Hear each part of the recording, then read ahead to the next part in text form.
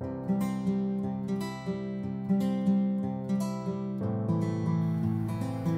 пешеходна пътека се оглеждаме наляво, после надясно.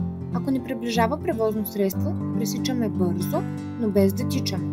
На светофар заставаме на безопасно място на тротоара. Когато светне зелена светлина, се оглеждаме. Ако превозните средства са спрели, пресичаме бързо, но без да тичаме. Качване и слизане от автобуса. Чакаме превозното средство на безопасно място на спирката. Качваме се и слизаме само когато е напълно спряло.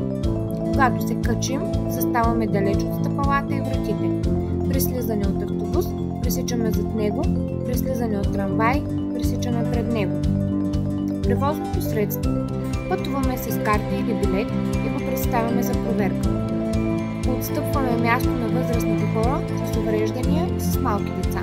Не се блъскаме, не говорим силно, не пречим на другите пътници, не се надвесваме през прозорците и не хвърляме през тях предмети. Не цапаме, не драскаме и не чупим превозното средство. Спазвайте правилата, не застрашавайте здравето и живота си.